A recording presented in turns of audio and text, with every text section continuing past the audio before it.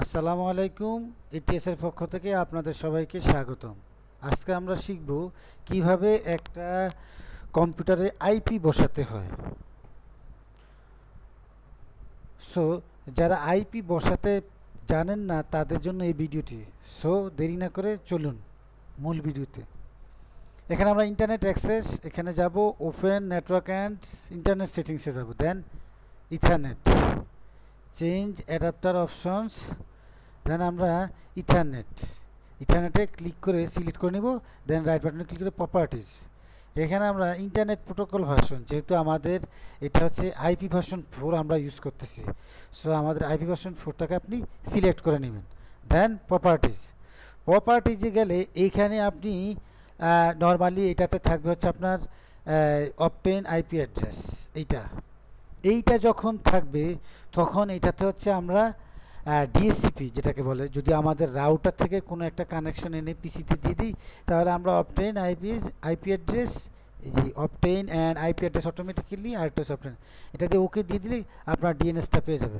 But আমি এটা যখন ল্যানে কানেকশন করতেছি তখন আমাকে ইউজ দ্য ফলোয়িং আইপি অ্যাড্রেসে বসাতে হবে। এখানে আমার একটা আইপি বসাতে হবে, আমরা একটা ক্লাস সি এর আইপি বসাবো, যেমন 192.168.159 স্ল্যাশ ট্যাব দিব। ট্যাব দিলে আমাকে এখানে একটা সাবনেট মাস্ক বসিয়ে ফেলো 255.255.255.0। তারপর এখানে আমরা 192.168.159.1, এটা হচ্ছে আমার ডিফল্ট গেটওয়ে।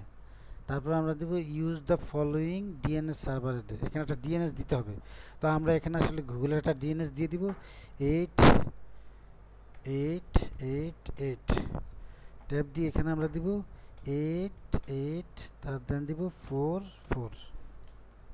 ওকে ফেস করলে দেখবেন যে এখানে আমার ইন্টারনেটটা চলে আসছে, এই যে লোগোটা।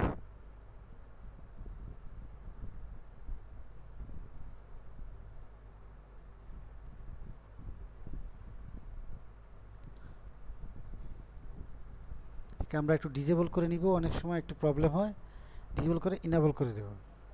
ইনেবল করে দিলে আশা করি আমাদের আইপিটা পেয়ে যাবে নেটওয়ার্কটা। তখন এটা যে গ্লোব চিহ্ন, অনেক সময় এটা হয় যে গ্লোব চিহ্ন থাকে, বাট ব্রাউজ করে দেখতে হবে যে আসলে আমার নেট পাচ্ছে কি না। তো আমরা একটু ব্রাউজ করে দেখি, চলুন।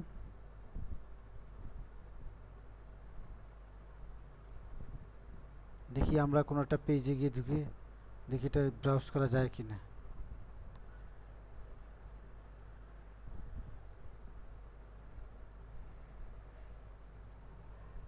আমার মনে হয় সরি আইপিটাতে একটু ভুল হয়েছে, দেখি কি বলে প্রপার্টিজ 90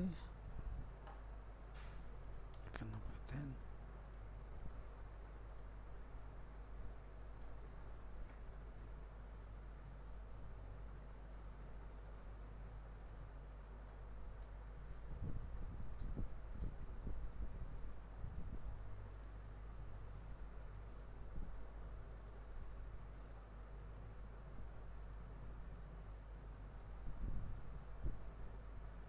না, আমাদের নেটটা পেয়ে গেছে।